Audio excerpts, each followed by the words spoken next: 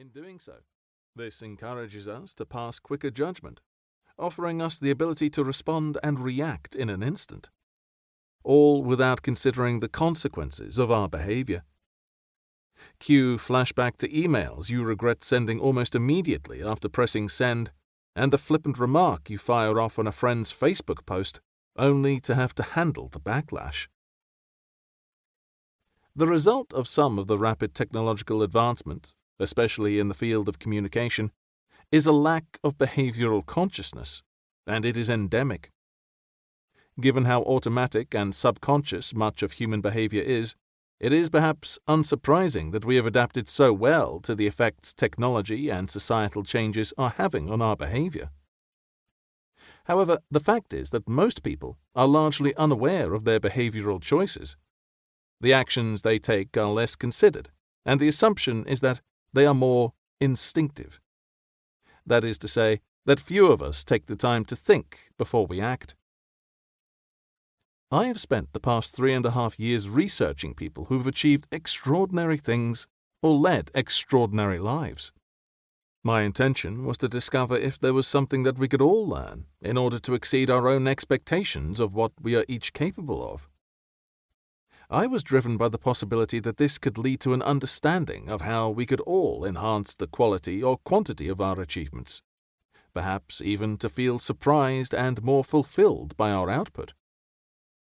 Was there a way in which these people were behaving that was different and that helped them to exceed expectation, which perhaps we could learn from in order to alter our own responses to stimuli?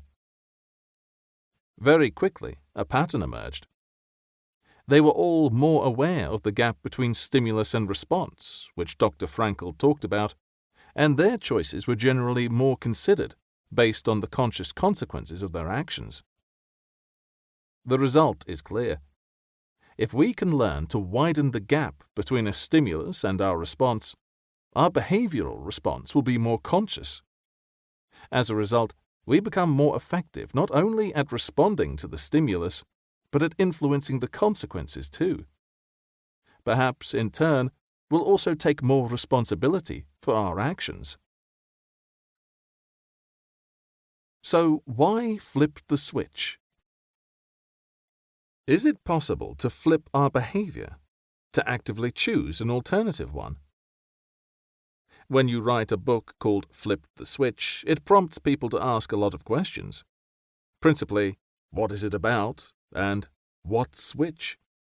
Which tuck neatly alongside, why don't we see much of you anymore?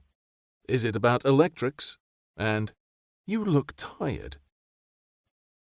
Fundamentally, Flip the Switch is about a set of simple yet powerful techniques and strategies to help consciously choose our behavior. If we actively choose our behaviors, we can in turn shape their consequences in order to get extraordinary results at work and at home. If you have ever wondered why we do the things we do and how to change them for the better, or have an ambition or goal and found yourself contemplating how to change your own behavior, or those around you, in order to achieve more, you're in the right place. My interest in people achieving extraordinary things and the very notion of normal or ordinary and extraordinary began in the most unlikely of places.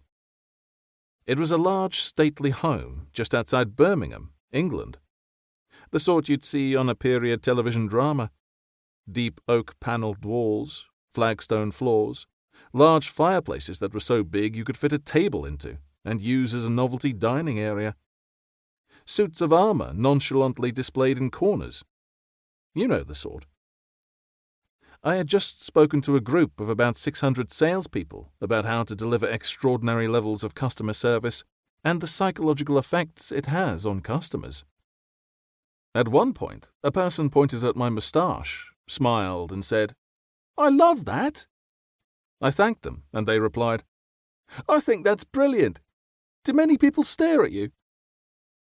A little taken aback at the notion of being positioned as something of a freak show by a complete stranger, I confirmed that it occasionally got an odd look from those reacting as if a curly moustache is the most remarkable or offensive thing they've ever seen. But otherwise, it draws more smiles and approving looks than the former.